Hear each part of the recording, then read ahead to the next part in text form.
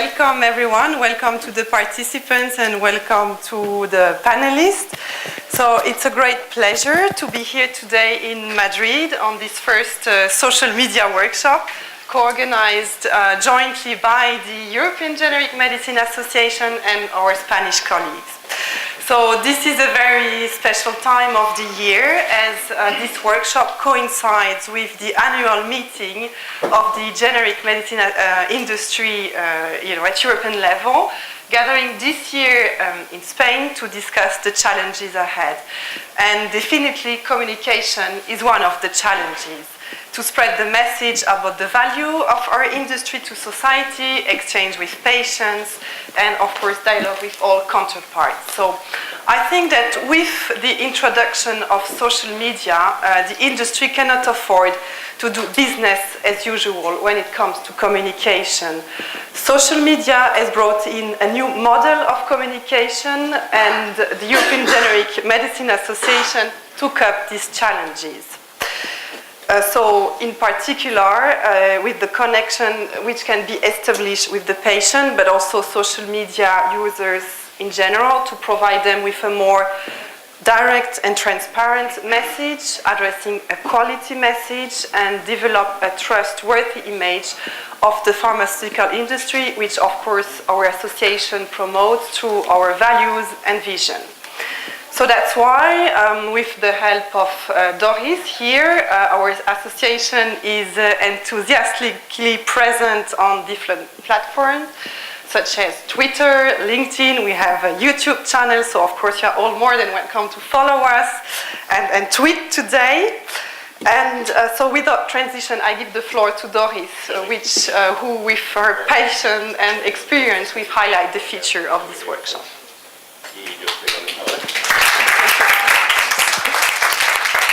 Okay, hello. Hi. Okay, thank you very much.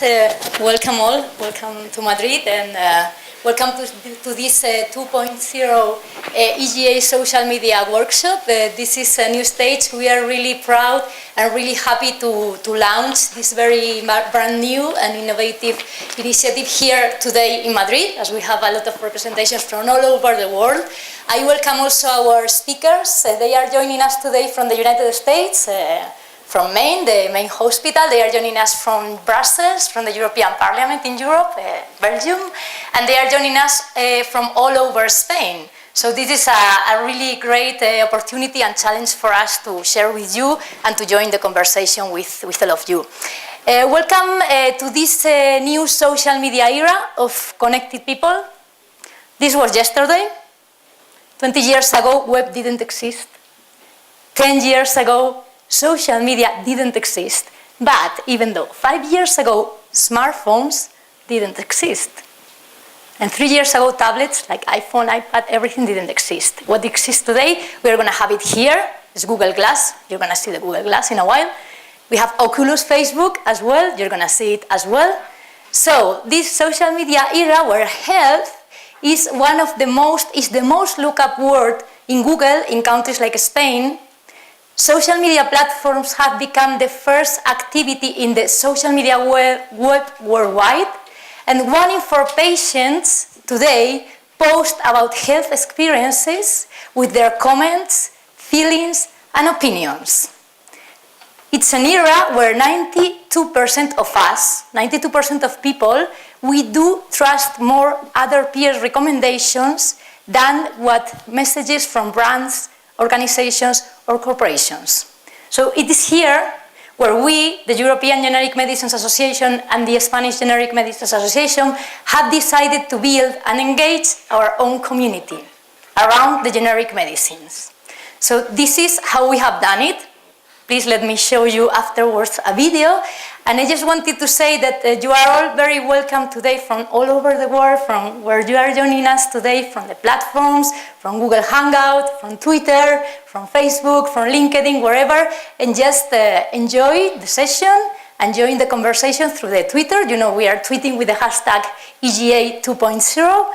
And just thank you all for coming. Thank you our sponsors, Teva and Cinfa, and Agora News for joining us today as well. And just have a good time, and this is our story.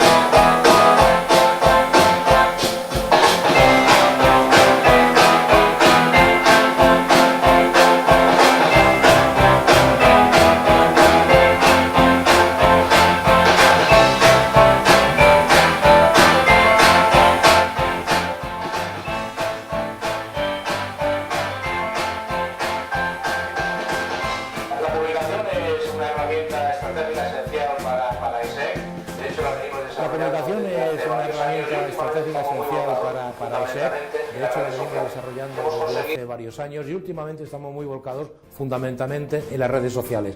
Hemos conseguido mantener una comunicación bidireccional en ambas direcciones con el paciente, de manera que queremos saber lo que realmente necesita conocer el ciudadano del medicamento genérico y nosotros, evidentemente, también necesitamos transmitir y darle a conocer todas las cualidades y características de nuestros medicamentos.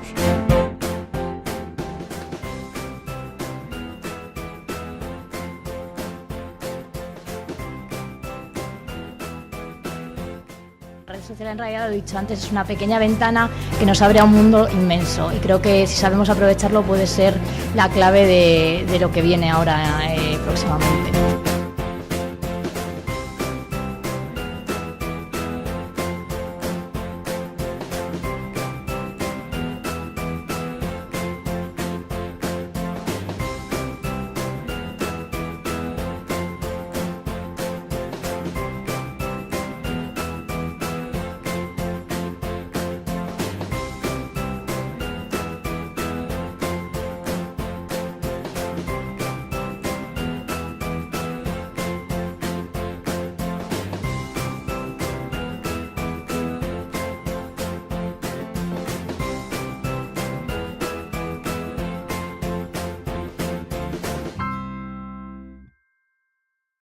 To join the conversation with us, and just feel free to ask any questions, to intervene in the debate and everything. So thank you, Angel, for joining us today. Thank you so much. Thank you for having me and inviting me to manage the presentation and introductions of all the speakers. And congrats to EGA for organizing this. Connecting the dots. I'm sure that you are aware that many thought leaders and visionaries believe that connecting the dots is the secret for innovation. Richard Branson, Steve Jobs, Seth Godin always talk that innovation has to do with connecting dots. Steve Jobs used to say that you have to connect the dots always, not looking forward, but looking backwards.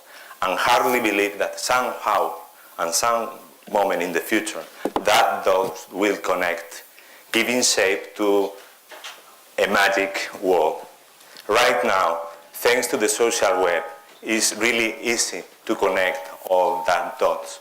We are now here. This is not a workshop. I would like to claim for the ancient Greek spirit of the agoras, in which many people meet up to try to talk, to try to dialogue, to try to interchange thoughts and visions. We are here in a multidisciplinary bunch of people working in the pharmaceutical industry, medical doctors, people, techie guys, developers, responsibles of social networks, people living with diseases and conveying their experience in the social web. So we are all different dots that have the privilege to meeting today together. We are going to use different formats, as Doris said. We are going to use Google Hangouts, we are going to use video blogs, we are going to have keynotes, we are going to use video streaming, and of course, we are going to use Twitter, which, as you know, in all the therapeutic areas, is the most important social network that everyone is using, either if it is a patient or if it is a doctor. So, we invite you to make this experience really social by tweeting your thoughts, your experience, your learnings, your vision, using the hashtag EGA20. And that's all. I'm going to introduce you to the first speaker. The first speaker is Dr. Rafael Grossman. Dr. Rafael Grossman was born in Caracas, Venezuela, but he's working and living in Maine, in the USA. He's now live in Google Hangout. Can you please, just to say that Dr. Rafael Grossman is a Google Glass pioneer. He has been selected as one of the first explorers, and using one technology developed by a Spanish company based in Murcia called Droiders. He was the first doctor, 24 hours before the Spanish doctor Pedro Guillén, running a surgery because I forgot to say that he's a surgeon, a general surgeon and a trauma surgeon, running a surgery using Google Hangout. He's going to share with us his experience. Thank you so much, Rafa, for being here, and it's your turn.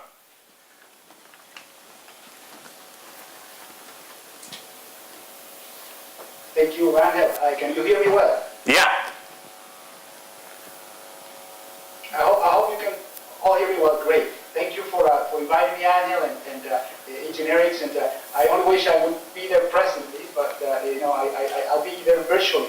It's really an honor to be there, and hopefully the technology helps us, and we can actually connect the dots today in a meaningful fashion. As Angel said, I'm a surgeon. I'm going to go back and forth from my actual view of my face and then my slides. So hopefully this works. I'm a general surgeon. I'm a trauma surgeon. I'm originally from Venezuela, but work in Maine. And that's my Twitter handle, which is the best way to connect with me. And I am a Google Glass Explorer. As an early pioneer for Google Glass, really my vision was really the one of using technology to help the healthcare. And as you can see, I'm a fan of gadgets. I do from trauma surgery to robotic surgery, but Google Glass is one of those tools that really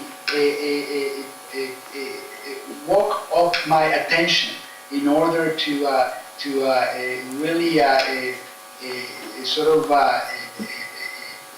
give me some sense of what technology could really do for someone, for us as surgeons. Technology really has a way to enable us to do better patient care. And I hope you can see my face well. I'm not sure what's happening in here, but if you can, please, Angel, let me know. Well, it seems that I think it's going to be better to, rather than going through the slides, to have you online all the time. Because it seems that we are having problems when you are switching from slides to you being live. So can you see me now? Yeah. See my face? Yeah. Okay, perfect. So let's keep it like that, because I think it's been difficult with I think they brought the bandwidth is difficult. Well, anyways, I went to Singularity University last year, and that really it's a program that it's about futurism in healthcare. I got exposed to Google Glass there. When I came back to Maine, which is where I work, a few days later thought of using the Google Glass in surgery. And as Angel said, I was the first surgeon who ever did it. And after that, it was such an excitement that it was raised by this feat of just using a device like Google Glass to allow us to have better communication and better connectivity in healthcare. Google Glass, as you probably all know, is like having a small computer, a small smartphone in front of your eyes, and it allows you to do anything from making a phone call, to text, to check Twitters, to check Google, to also record video, take pictures, but also most importantly, I think in healthcare, is the ability to enable streaming of live video and audio data. So that's what I did in the operating room. Was able to stream the operation that I was doing, obviously respecting the patient's privacy and asking for permission beforehand. I was able to stream that image and that view of what I was doing to a group of students in the next room. And I was not just recording the surgery, I was streaming it. So they were, through my eyes, present in the actual surgical procedure that I was doing. So I think that that's very important, because having the students have my same point of view, the same perspective that I was having in the operating room without them being physically there was something very powerful that allowed them to ask me questions, to answer my questions, to really have a much better learning of what I was doing. So a device like Google Glass, a wearable device like Glass, has an incredible potential for improving the way we do medical education. So in regards to caring for patients, and then I'll touch a little bit on pharmacy, I think that a device like Glass that allows us to tap into the digital realm with voice activation, and sometimes even with gestures or winks or moving our head, we can really tap and navigate the digital menus that are in our computer, in this case in Glass. So imagine doing teleconsultations where I can request the help of an expert provider anywhere in the world through Google Glass. Imagine me, for example, having being able to help someone who needs my help remotely, doing telemedicine through Glass. Imagine, say, a nurse who is having a problem with a patient, and she can connect that patient with the provider, no matter what the provider is. I think that is a very powerful tool in order to do that. In pharmacy, I've in the last couple of days sent a few links in Twitter. As I said before, Twitter is one of the ways that I connect better in regards to my professional doings. It's the best way for me to share information and to obtain information. So if you need to connect with me, just follow me on Twitter. In the last 2 days, about this particular conference that you're attending today, I posted 3 links in regards to the use of wearable devices like Google in pharmacy. There is a couple of good videos in YouTube about the use of Google Glass in the pharmacy, and that's named Google Glass in the Pharmacy. You can look it up, and it illustrates how Google Glass can be, for example, used to scan barcodes that then will give us all the information about a particular drug. Google Glass scanning barcodes on patients' chart, alerting the pharmacies about the patient's own drugs, doing the medication reconciliation, for example, before the patients go home. Everything done by a wearable device in your forehead without the need to anyone to be tapping at a computer or using their hands or wasting time doing this. Another important feature that Google Glass has, like other future wearable devices, it allows you, as I said, to tap into the digital realm. Having artificial intelligence systems or deep learning systems automatically alert you of something that you're about to do that you shouldn't be doing. For example, a drug interaction, an adverse reaction, having the potential to be alerted of such happening without having to even think about that. That would certainly prevent medical errors, which are a major cause of morbidity and even mortality all throughout the world. Only in the United States, we know that about 440,000 patients die or have severe morbidity from medical errors in 1 year. So that is something that to me is very striking. Another feature that Google Glass, I think, is a magnificent tool for is to do, as I said before, teleconsultations. Doing telemedicine is something that I've been very interested in for many years. And teleconsultation is nothing more than a remote presence in medicine, advice or advice to patients or advice to providers. So when you can have someone extend their reach by using a device like this and the internet or the cellular connectivity to allow care where care is not possible otherwise due to physical barriers, that is something that we should really be excited about. We know that about of the 1 billion visits at least that we have to doctors' offices in the United States per year, about 80% of those visits do not require physical touch. So if that is the case, that means that we have patients that are not really needing to really physically go to the doctor. All they need is to be able to see the doctor and be able to get advice and a conversation like you and I are having right now. So I think that telemedicine, through a device like this, will improve and enhance the way we do telemedicine. I wanted to ask Angela to see whether anyone has any questions in the audience. Okay. I might answer and make it more interactive. Okay, thank you, Dr. Grossman. Is there any question for him? Now is the time. Despite he's at Maine, 6 hours before us, he's working today. He has booked this slot to stay with us.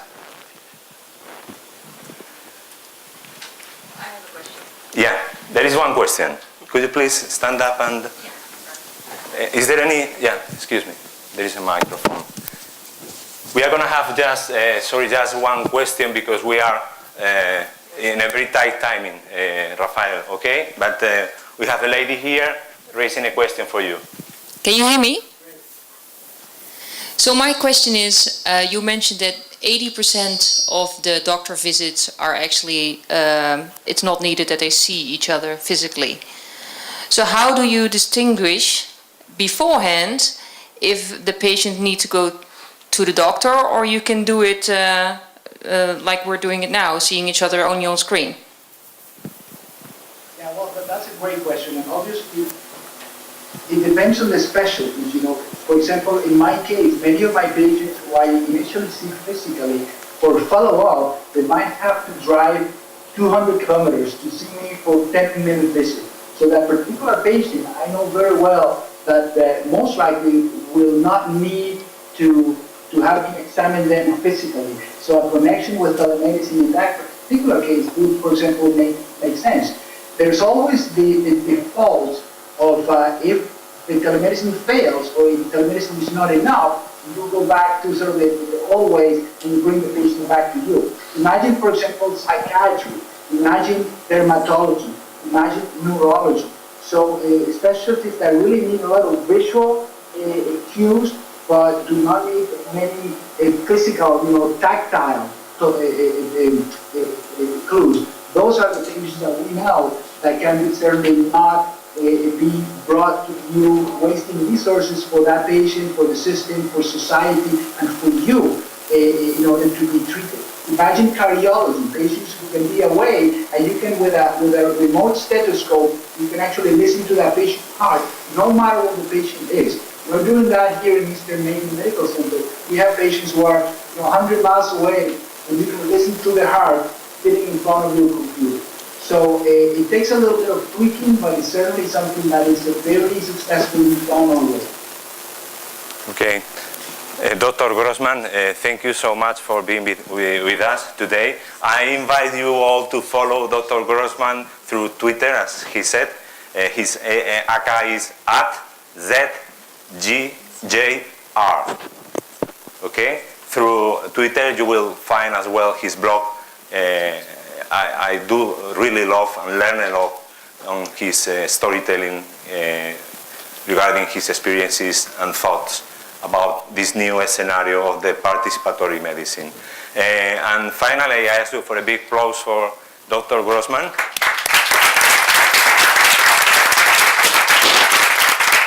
And let's stay in touch. Adiós, Rafa. Gracias. Thank you. Thank you so much. Thank you. Thank you.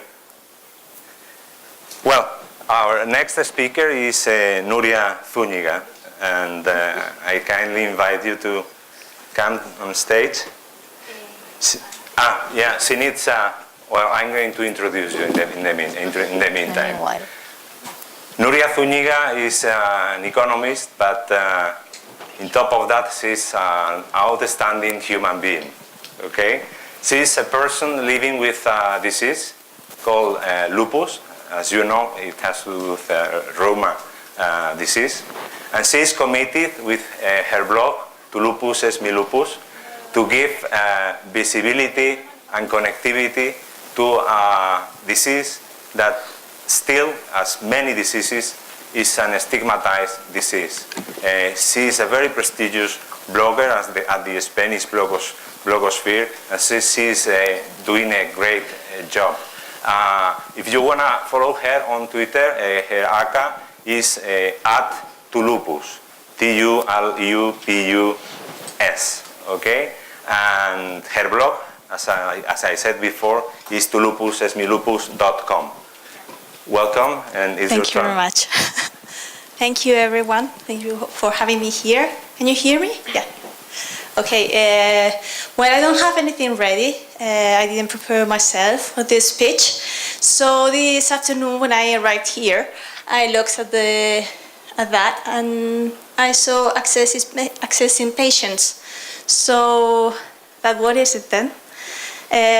How can we access patients like me in a world when up until now doctors have seemed to be like this high, while we patients used to be or feel like this low? So that is what all this is about. We not only go to see the doctor because I have a headache, or I have pain here or there, or I can go to work and I feel very tired. We are more than patients.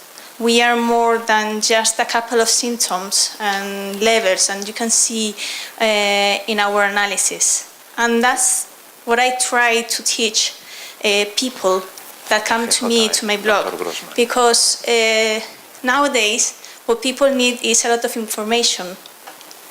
Times have changed. Like 20 years ago, we didn't need information. Just give me my pills, I go to my house, I take them, and I go to bed. If my life can be like it was, I'm fine. If not, then I will go to the doctor again and again and again and so on. But now patients are learning that we can take care of ourselves, and that is it in such a way up to us to be better or not. At least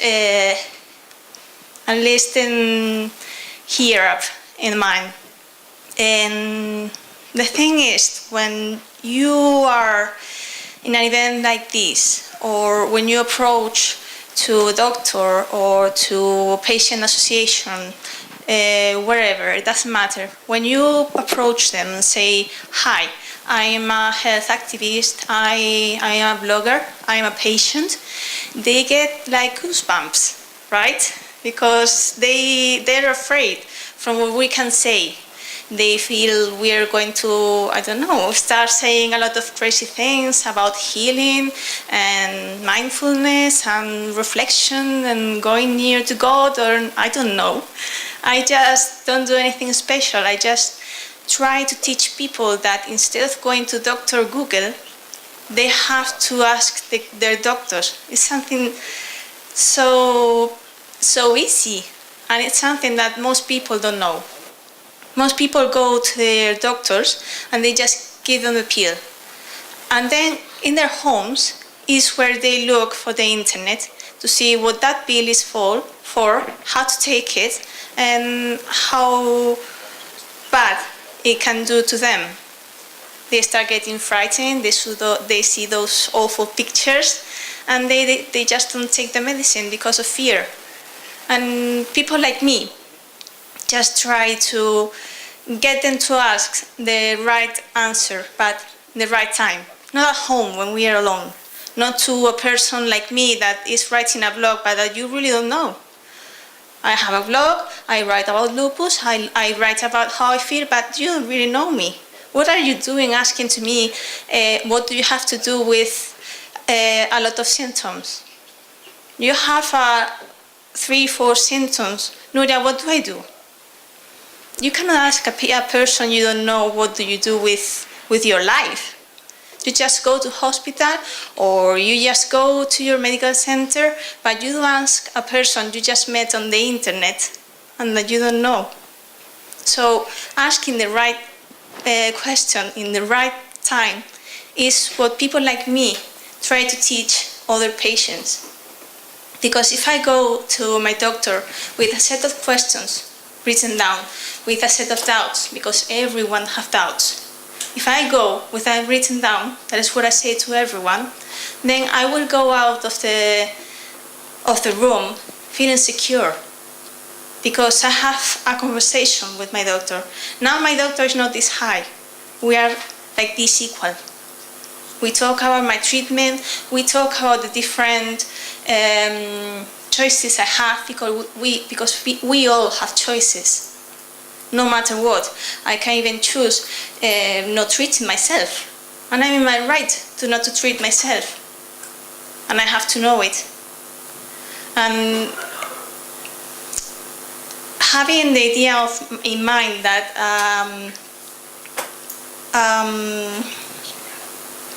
an expert patient is not that one that can, how does it say? I mean, we are empowered, but that doesn't give you the right to say that you want something and you want it right then. How do you say that? Exigir. Yeah. To require, demand. To demand. I mean, you cannot oblige the doctor to give you something. You can talk to him about what options you have. You can have a conversation. You have a debate if you want. But always knowing that the one that is the doctor is the one sitting right next to you or in front of you. But I don't really know what the doctors and societies are afraid about with we patients, because I think we can help a lot, and the most important thing we can help is accessing patients, because most of us don't usually talk. We are at home, alone, feeling alone, and thinking that we are the only ones, that no one will understand us. And we think always we are right when we go to the doctors, and they simply write down our symptoms, how our analyses are, and send us back home with more pills maybe, saying see you in 2 or more months. And no, I always say that we have to talk. My doctor have told me I need my uterus taken out. Why? Because I have lupus. Have you asked why? No? Just a simple question, why? Just a simple explanation, not any explanation, but one explanation that I can understand as a patient, as a person. I'm no doctor. And they don't even know that they can keep asking until the doctor gets to explain things in a way that they can understand, and in the way that they can afterwards tell their family. And most of them come to me because they look to read things in a way that they can understand. They look for a place in which they read how they feel, which is what I did like 3 years ago. I was a patient like them. I just went to the room, got my pills, go back home, and stay alone. No one knew about my lupus and about anything that my lupus gave me, because lupus is not only an illness. It comes with depressions. It comes with no job, all in a sudden, with being 32. It comes with a lot of questions that have no answer, that want no answer, and that make you feel the only one. So people, they really feel safe, and they really feel more secure when they have something or someone that is accessing them without them wanting to be accessed. They just don't expect that. They just find a hand when they were looking for something desperate. When I'm done, tell me. Yeah, it's okay. It's okay. You just I keep talking. you have 1 minute. Okay. So I think patients are important because we can give a lot of material, not only to patients, but also to doctors, to associations, to pharmacists, to industry, to everyone. Everyone is trying to help heal the patient, but where is the patient in all these events? Where is the patient in all the politics and in some of the new technology that is used nowadays? Do we really count on them? Do we think they are important? Because I think we have a lot to say. It's just that maybe we don't talk in the same language you do, but maybe we have to put ourselves in the same level. And approaching them, we can then write down some needs that all of us, because at the end all of us are human beings. The only thing that makes it different is that I may have lupus, but we all are the same. We look for the same things in life, right? So I think we can connect the dots just if we have a bit of talk. Thank you so much.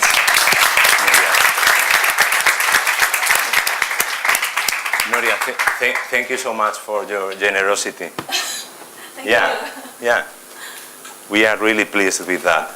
Not many people living with this disease are so generous as you, conveying to us your views, your experience, your thoughts, and this is absolutely great. Thank you. You know, there is a in this change of paradigm, it is said that the new patient, the name they call empowered patient, has to be at the center of the system. And this is not a claim just of the patients empowered, but also of doctors that understand the value of empowered patients. There is a very famous cancer survivor called Dave the Broker, who has a very famous statement, which is now the title of the book, that is, "Let patient help." Let patient help. And there are a lot, if you skip, I'm sure you are not going to like this, but if you skip the pharmaceutical interest, there is now a challenging statement that is running like wildfire at the blogosphere, the healthcare blogosphere, saying that the e-patient is the new blockbuster. So, have it on mind. Let's keep going on patients with our next speaker, who is Oscar Brihuega. We are going to jump from an individual testimonial to a speaker who is going to share with us the magic behind a digital ecosystem of patients called Red de Pacientes. Oscar Brihuega is the managing director of Medical Alliance, and he's the head of this very important Spanish patient social network called Red de Pacientes. Oscar got a degree in medical physics and medical technology, as well as an MBA in my competition at IE Business School, and he's here with us to share his thoughts and the experience of Red de Pacientes. Thank you. Hello everybody. First of all, thank you to Doris, Julie, Carmen and Angel for inviting me and organizing the event. When I asked Carmen last week whether I should prepare a presentation or not, she said no, it's just something casual, so just improvise. So I will try to do something like that.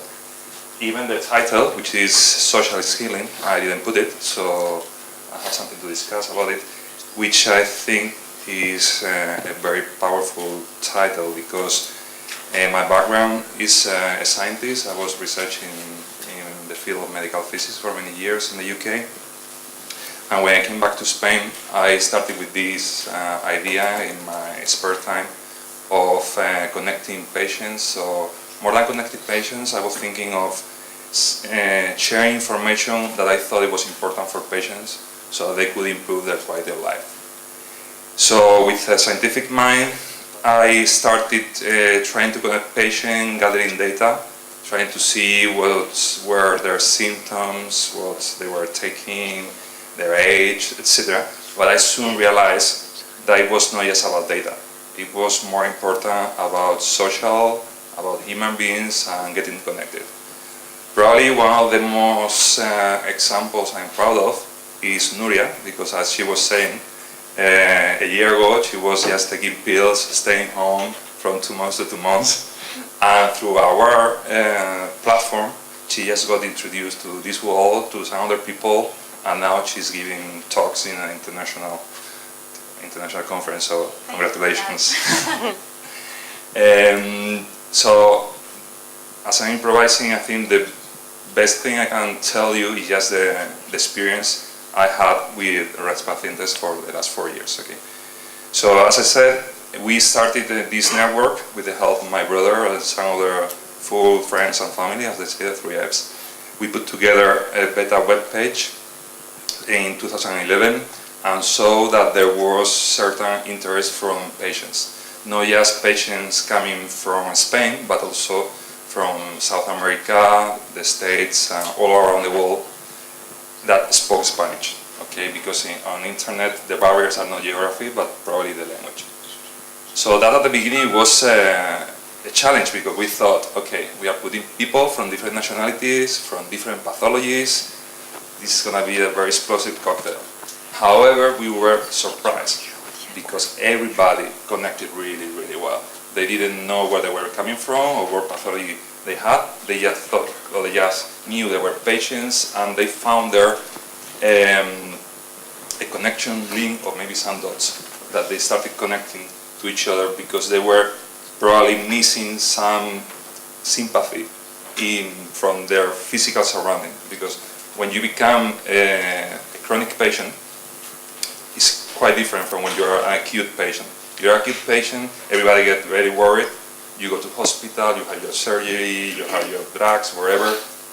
Hopefully you get over the disease in a few months and that's it, you are back to your life. However, when you are a chronic patient, it has a huge influence in your life. For the first few months, everybody take care about you, but after a while, they forget about it. They just get on with their lives and they forget that you were a patient.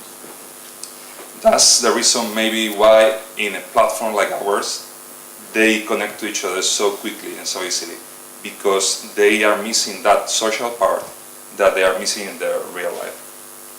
Apart from that, I think that movement, or that social movement between patients is very, very important, because as Nuria was saying, they know and they realize they can help and need to help medicine in the way that probably Sergio will tell later about participatory medicine. I think talking to each other, patient to doctors, not just doctor, maybe other people involved in medicine, there are many, is very important, because in the 5 minutes they have, as she was saying, we have in our web page something called the clinical wall. We have the social wall and then the clinical wall. In the 5 minutes, she was very generous in 30 minutes. In the 5 minutes sometimes they have in the public system and they have to see a doctor. It's very difficult to tell them what happened over the last 3 months. However, if they have a diary of what have been happening, or a photo scan with what they have over the past few months, for the doctor it's very easy to understand what's been going on for the last 3 months, and also for the patient to explain what happened, what they felt, etc. So the idea was to, I'm getting a bit lost, sorry, but the idea was to connect this part of the data with the social part and create some movement that could help patients and medicine. There is maybe in the way we interpreted this different with patient associations. Normally the traditional way, it was patients got together through an association. Here in Spain, that was between 5 to 7% of the population, of the prevalent population, which was, I think, not significant enough. I don't say that they've done a lot, but the total number of patients were not getting there. The 100% patient, the other 95, 93% of patients were not getting to connect to other people. By connecting, they respond to medicine in a different way that one person by itself could answer. What I mean by this is, for instance, when we try to liaise also with doctors, with industry and patients, because at the end our platform had to be supported by industry so far.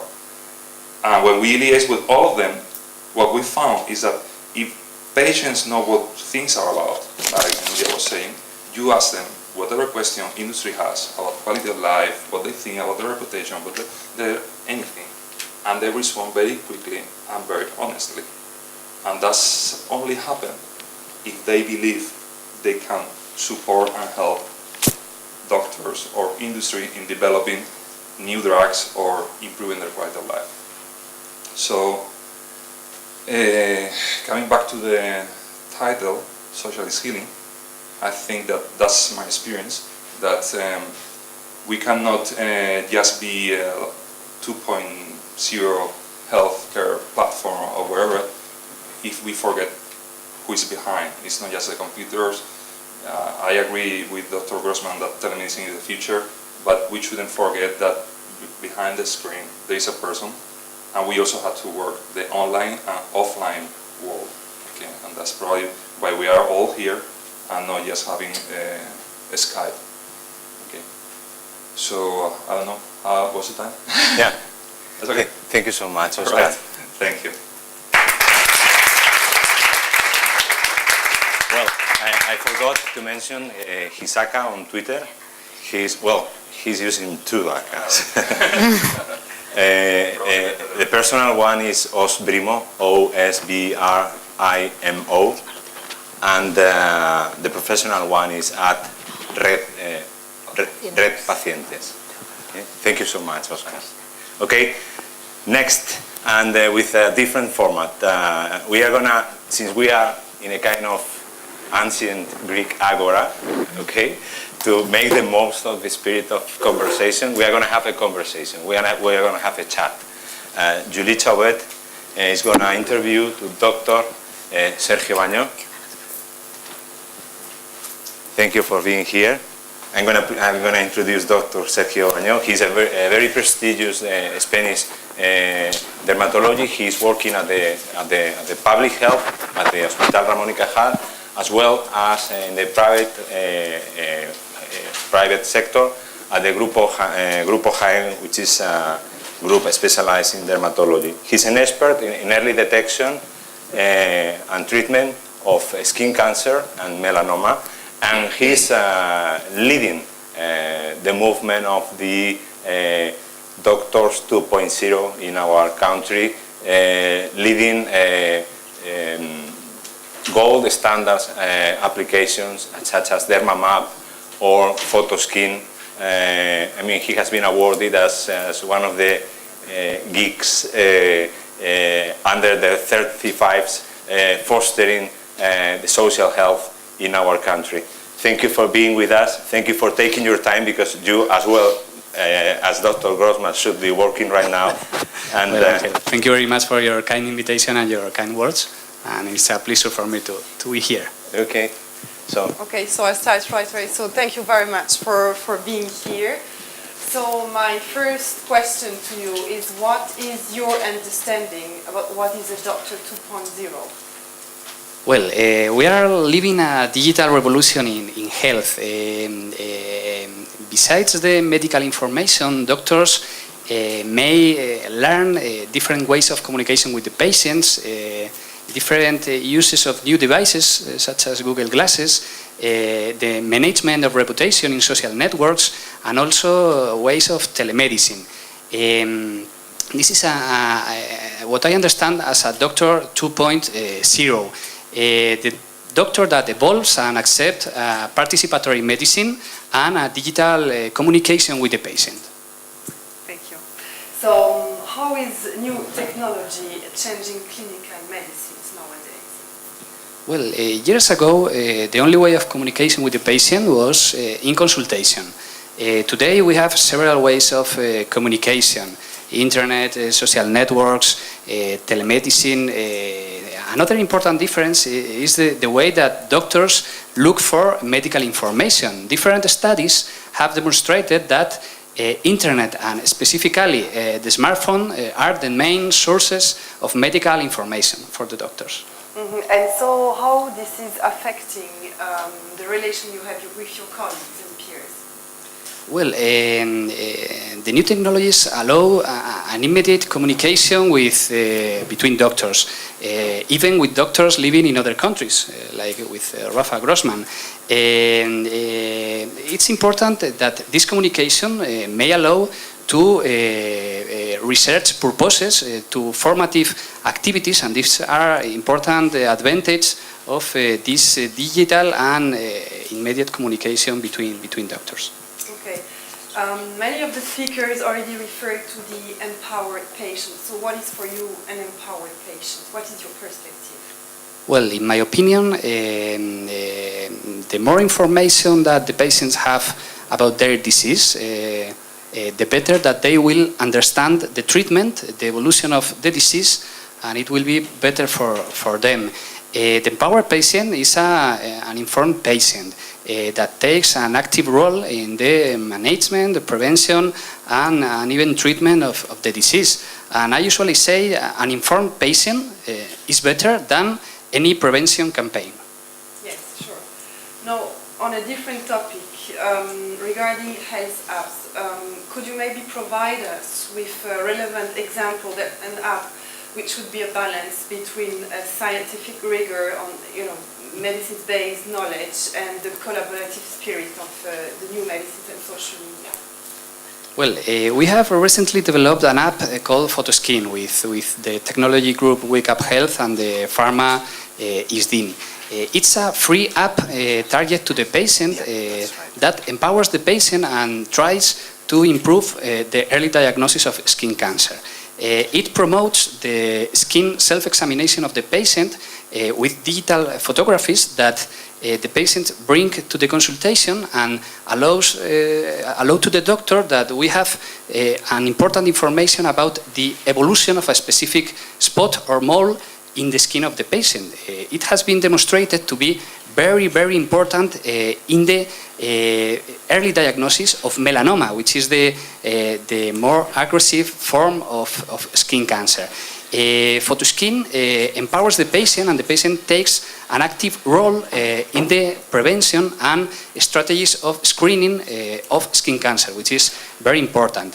Surprisingly, since the launch 1 month ago, more than 60,000 users have downloaded the application, which is an incredible number for a health app, highlighting the trend towards a participatory medicine, I think. And that was worldwide or in Spain? It's now in Spain, but in 2 weeks it will be worldwide, in English also. We're looking forward to it. So now a question related to the industry. Why are doctors seeking a new way, non-intrusive, to collaborate and to speak with the pharmaceutical industry? Well, I think the time is limited for everybody, including pharmacists, including visitors, including doctors. I think that the relationship between visitors and doctors will be more efficient if they both will choose the best moment to meet. Maybe the new technologies may play an important role in this field because they allow an asynchronic and a telematic relationship between both that I think it's more interesting for the doctor and maybe more profitable for the pharmacists. Thank you very much. Thank you very much. Thank you. Wonder if you have any question to Dr. Baño? Yes. Can I take? Hi. It's about the legal frame of the relation with the patient and the industry, because as you were explaining, there is some kind of afraid about the speaking with the doctor or send an email or any kind of communication, So I want you to explain us or to share your information about the experience about these legal considerations. Well, I think it's a naked world yet. In my opinion, when I communicate with the patient in internet or in social networks, I try to maintain the distance in terms that a diagnosis should be presentially if we are not working in a controlled telemedicine system. Patients in the blogs and in other digital communications platforms usually ask for a quick diagnosis, even without image, in dermatology, and I think it's not good. The main advantage of social networks and the digital communication, direct communication with the patient, is the information that both could interchange, but not only or not look for the direct diagnosis. Previously, I want to make a comment about what was comment with Rafa. We performed a study in Ramón y Cajal Hospital with a teledermatology app that connected the primary care physician with the specialties of dermatology in the hospital. This system of teledermatology with smartphones allowed to avoid 40% of consultations that were unnecessary. It's a very interesting number in terms of costs and in terms of patients and days of waiting for the consultation. And I think that new technologies are very interesting for this kind of thing. But there's a legal, there's no legal establishment now just to guide also doctors and patients. Thank you so much, both.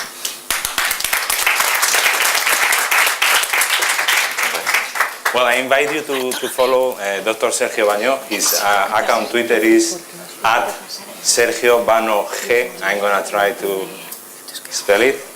SERGIOVANOG.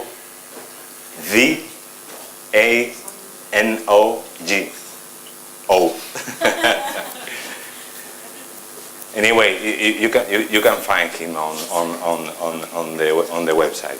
Okay. Well, now is the time. Follow Denise Silver at Twitter with AK Health 20 Paris. I didn't know that you were born at the USA. And let me disclose. Yeah. And let me disclose one. Well, I know it's not a secret, but you don't like to talk about this. She was awarded back in 2011 by the former president Nicolas Sarkozy with the Legion of Honor of France because of her work on this area we are talking about. So, well, now we are going to skip to another format. We have a video blog.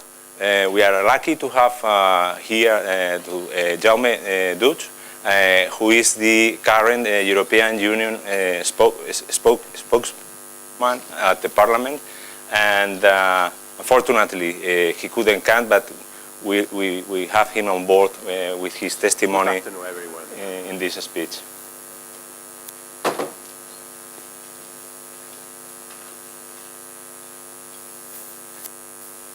Good afternoon, everyone.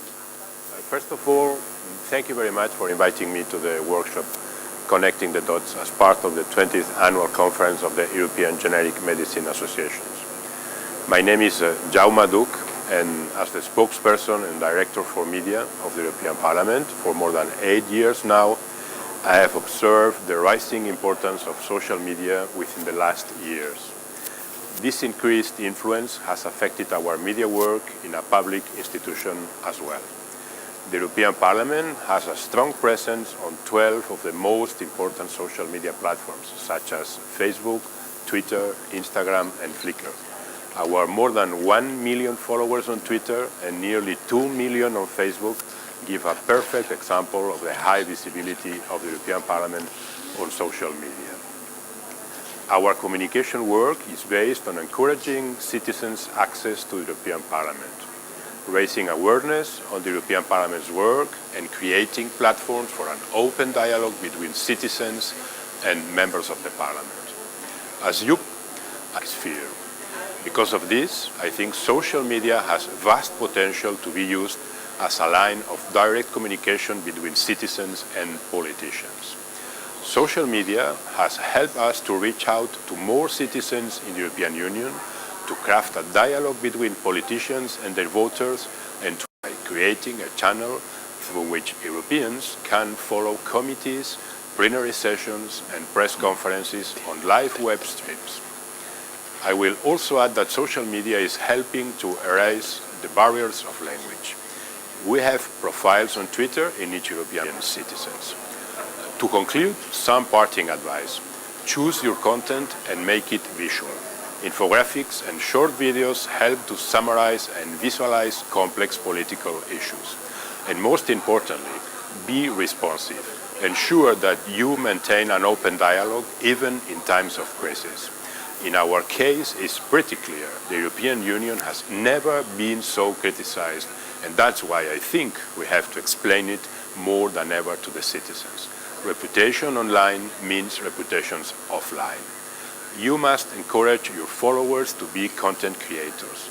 They will feel they are part of your project. Some of you will probably think that the institutional communication of the European Parliament can be difficult and boring. The clue is don't be afraid of mixing the serious with the light-hearted. We can debate about politics, but also comment photos or ask our followers to participate. If a parliament can do it, you can certainly do it also. Thank you again for your invitation, and I hope that my words will be useful for your debate. Thanks and good evening.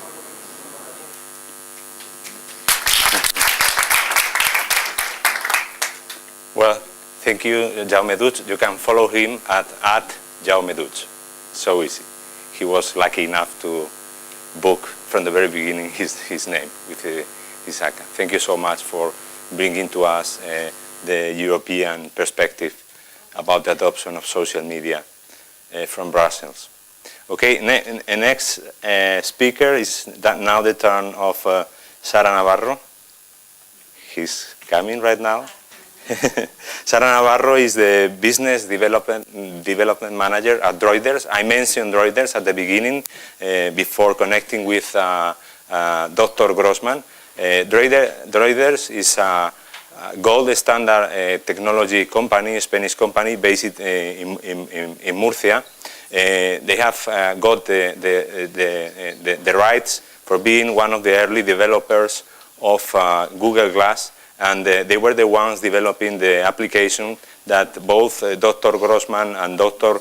Pedro Guillén use it when they ran their first surgery.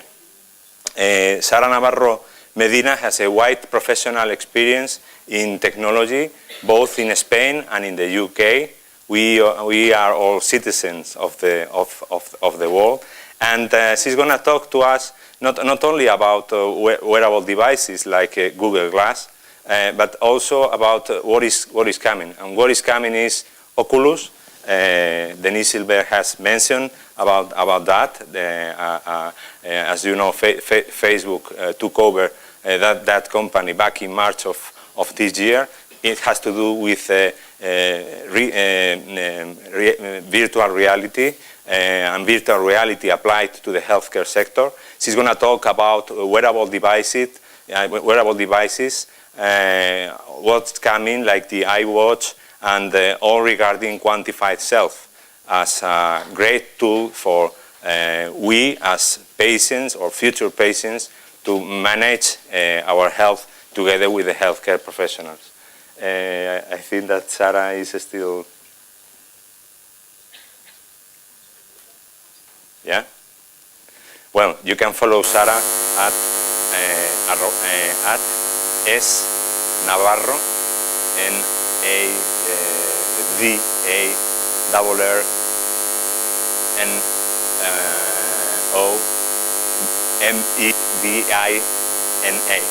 Okay?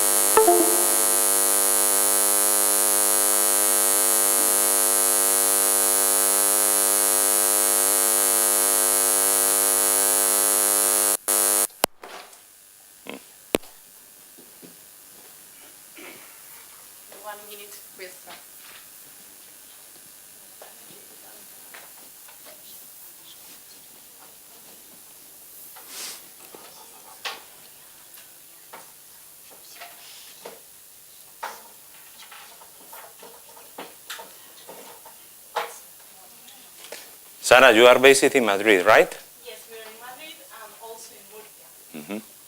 We have the development teams in Murcia, and some of us are in Madrid.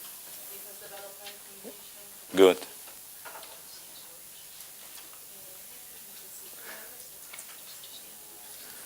Well, they have recently, apart from working for healthcare, they are working in different sectors. And as you know, we have a new king who was appointed last week. They covered in the Spanish national television the live signal of what went on that significant day through technology of Google Glasses.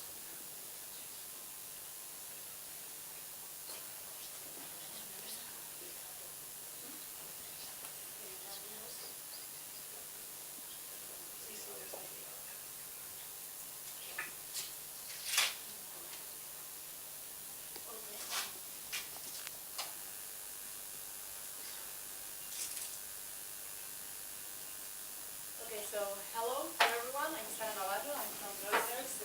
We are a mobile and wearable company that develops software for healthcare applications. So I'm going to show you some of the demos and apps that we have developed for another companies. And here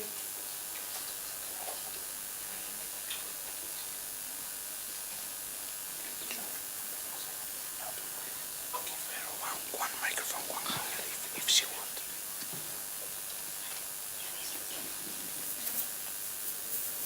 So we develop for every kind of device, from smartwatches, Mio, to bracelet, Google Glass, mobile tablet and PC, to Oculus. That is a virtual reality display. Okay, this is one of the global milestone that we have done. We have been we are a Google official developer for Google Glass. We have also done the first live broadcast surgical operation with Glass. Also, we have done augmented reality application to teach surgeons how to do and proceed an operation. You're going to see the demo right now. And also we have developed the first Glass app for blind people. So I'm going to show you some Google Glass demo.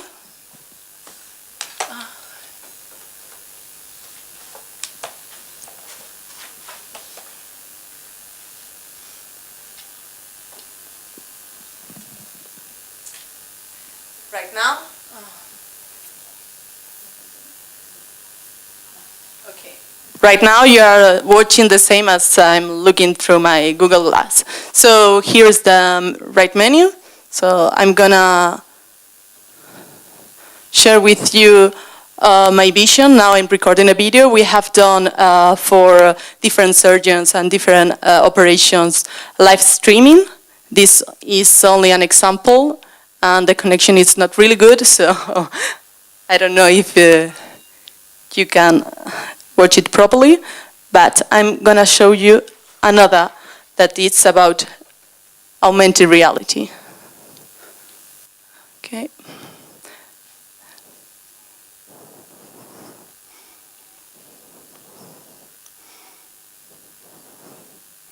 It's called Medicar, and it's an application.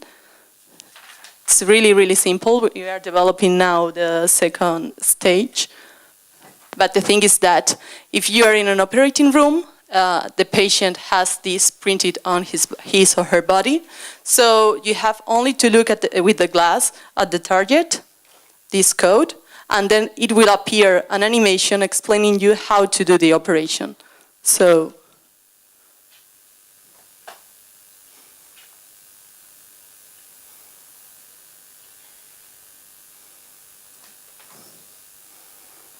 I'm gonna look at it.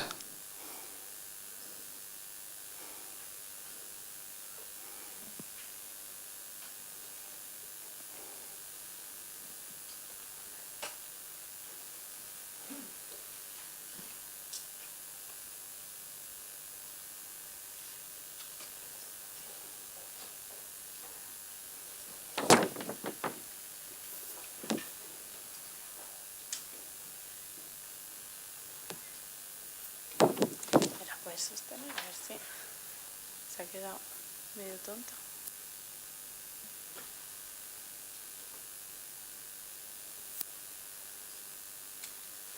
Sorry about this.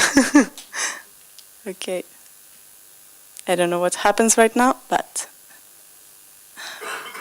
It's known as the demonstration effect. 1 second. I'm gonna try last time. And if not, I can show you a video explaining how it works after.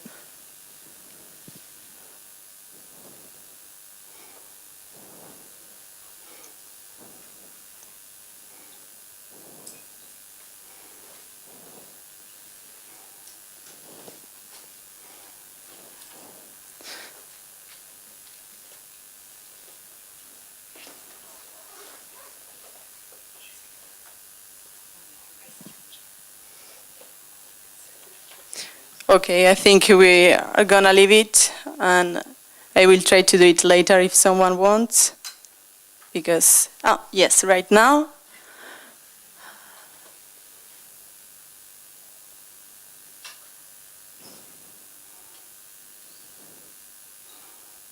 No, there is no luck. I'm really sorry. Yeah, but the connection is not really good, so that's why it doesn't work properly. We have still one speaker. Because it goes really, really, really slow. Yeah, it's better to leave it. Okay.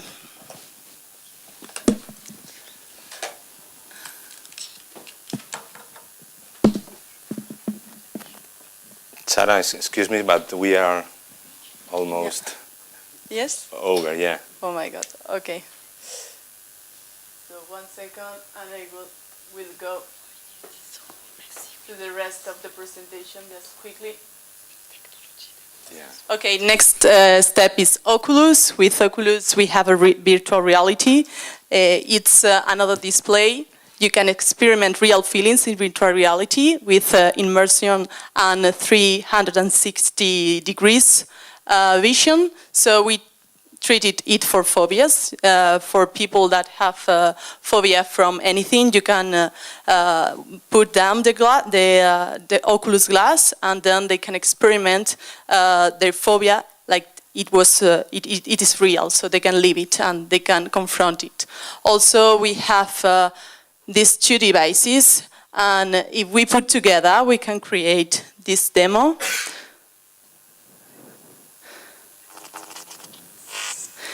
It's a bracelet that can can pick up all your gestures, so all your muscle gestures. You can it's pick up by the Oculus glass, and you just have this sensation. You can drive.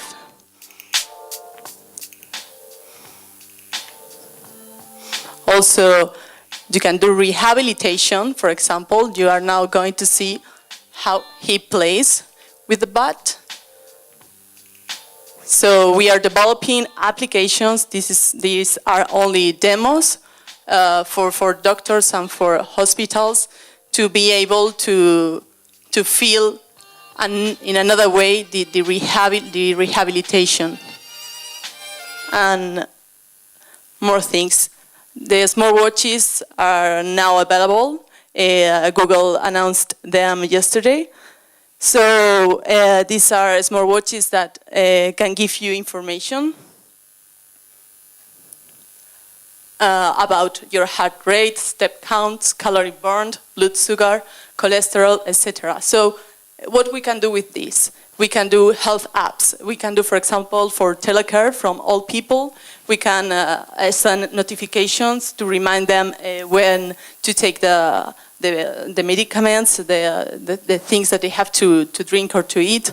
Also, we can follow up with a chronic disease patient to check if they are doing a healthy life, if they are taking the things that the doctor told them to take and to do. So also the doctor can access anytime to the patient data. So also you can send alarms, for example, if you're an old person and if you need some help, you just have to play to the button and you can call directly to the hospital or the doctor. So I think my time has finished. Yeah. Thank you so much, Sara. Sorry about everything, and if you have more information, I can show you videos and real demos after. Thank you. Thank you so much, Sara.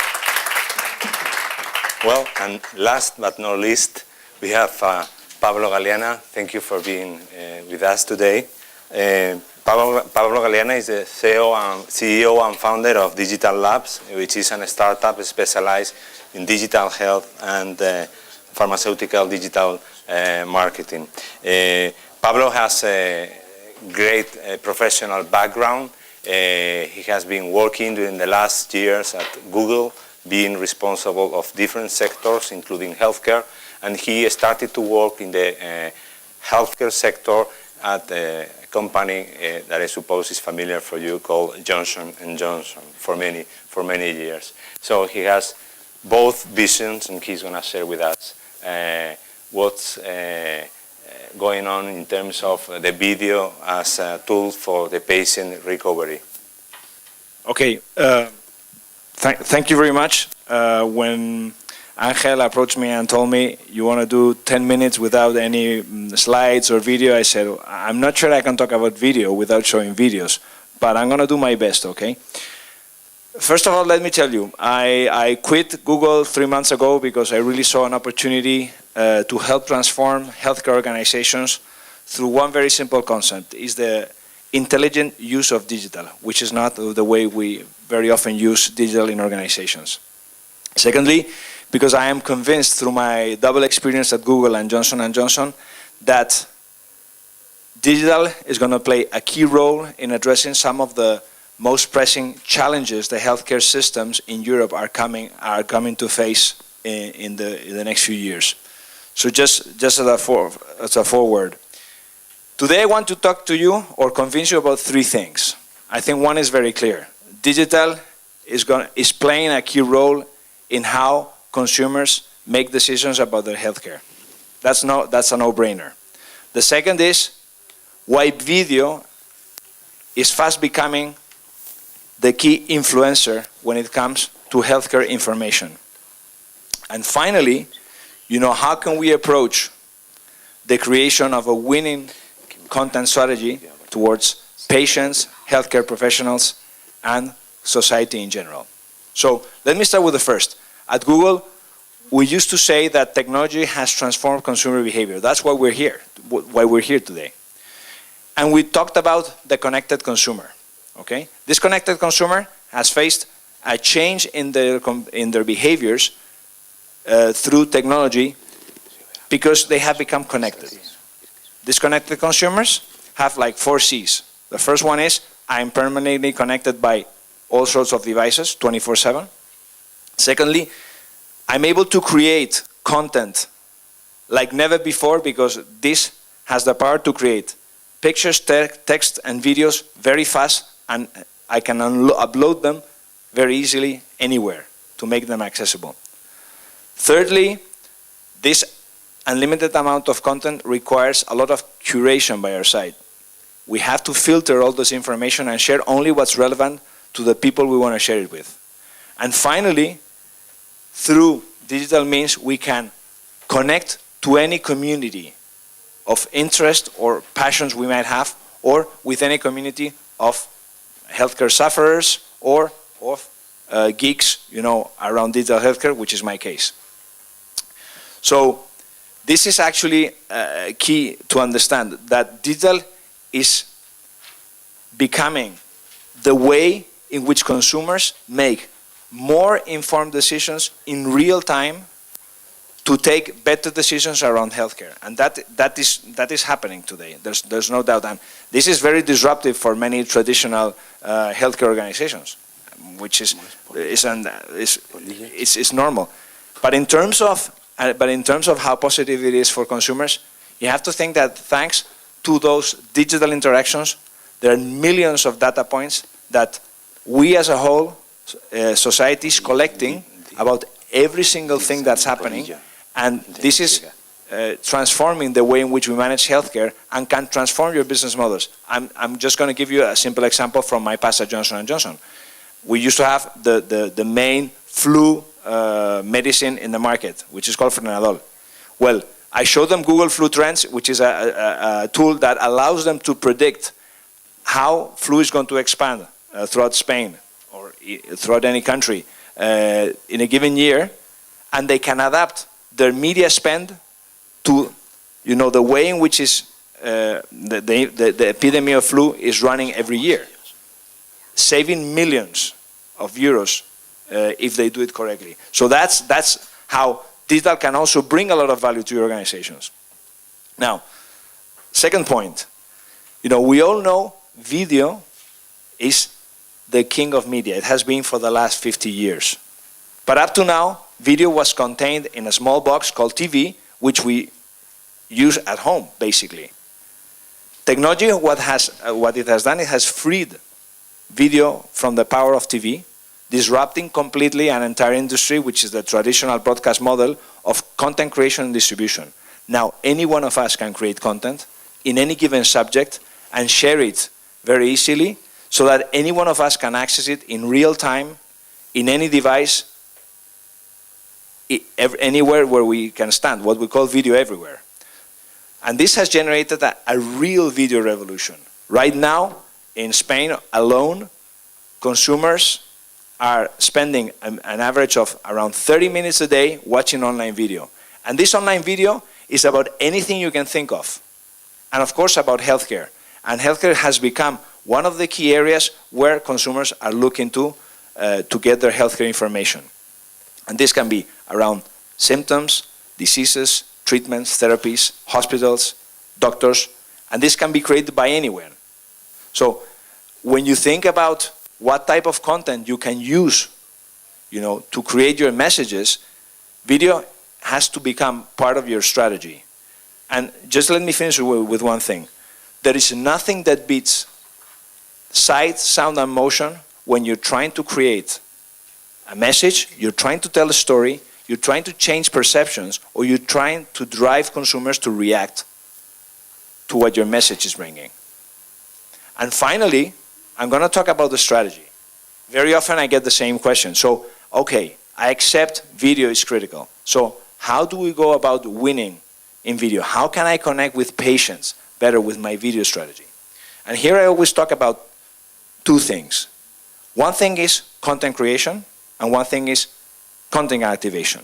Content creation is the art of crafting the right message, and getting it to the right people. And content activation, the creation would be how to create the right content. And activation would be how can I get that content in the hands of the right people and at the right time, okay? And this is critical that we understand that we cannot just make the right content and think that, consumers are going to flock to find it or patients. Why? Because just in YouTube, every minute there are more than 100 hours of content uploaded. As I always tell my wife, when she tells me not to upload videos of my kids, it's like, the problem is not uploading the content. The problem is for someone to find it among such a vast array of content, online. So that goes for the content creation part and the activation. I would say that you have to devote equal the amount of effort to creation and activation. This is like having a Ferrari. If you have a Ferrari and you have no petrol, you cannot get any fun out of it, okay?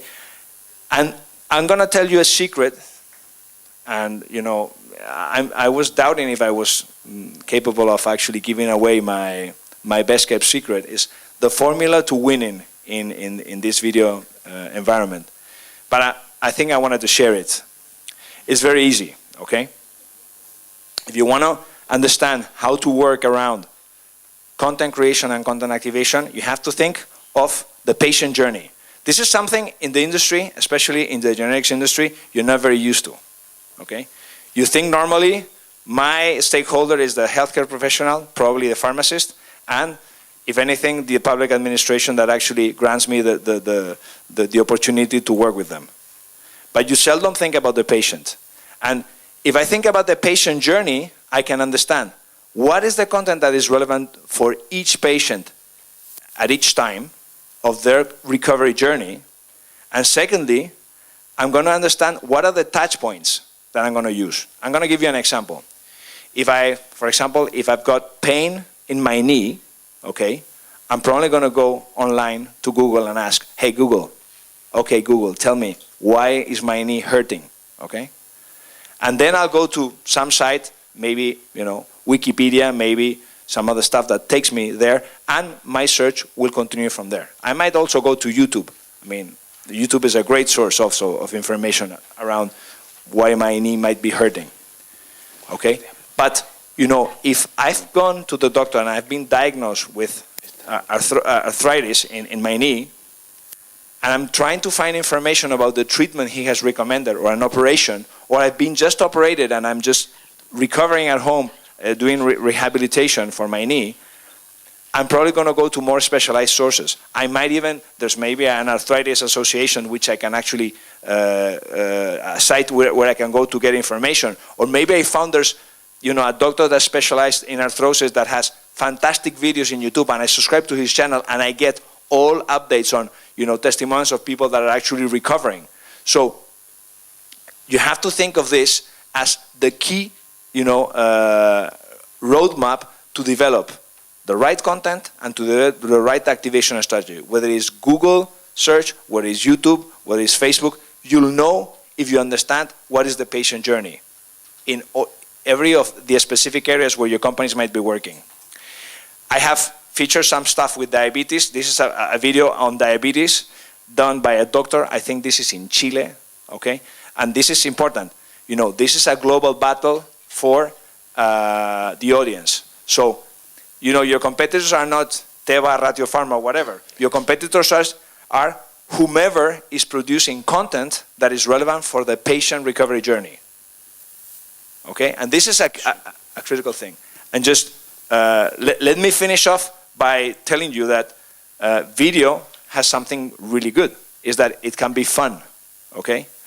And even in an industry that could be as boring as healthcare, you can actually find people that are doing things that can bring science to life in a way that could be, relevant. And let me show you the start of a small video by Roche, which is part of a program called Drawn to Science, and in which they have shown how you can talk about stem cells in research in a way that even a 10-year-old boy would understand.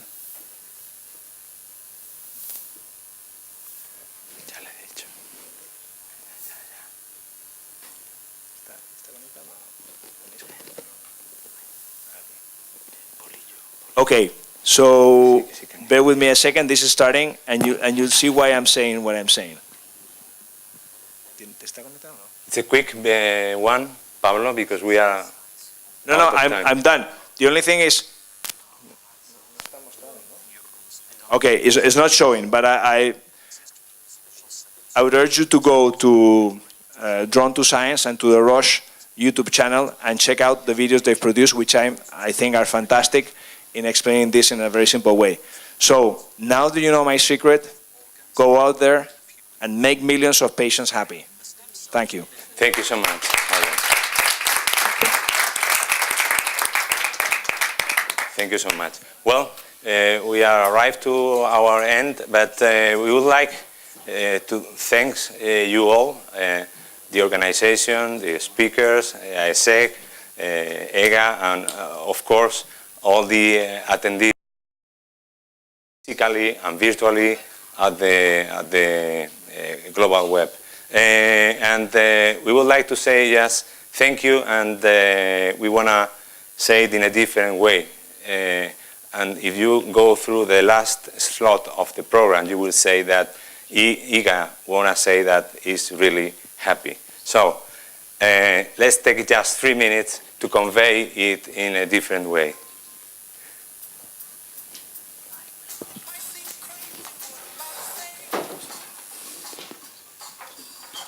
Well, theoretically.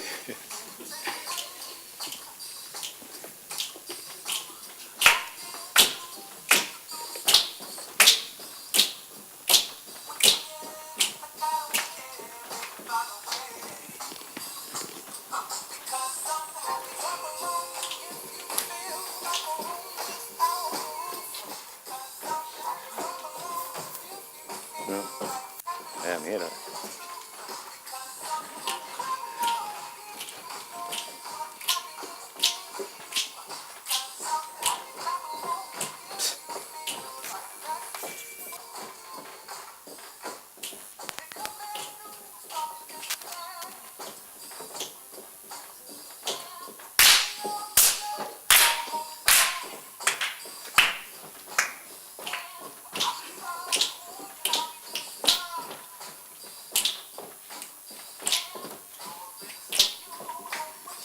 Y esta no funciona.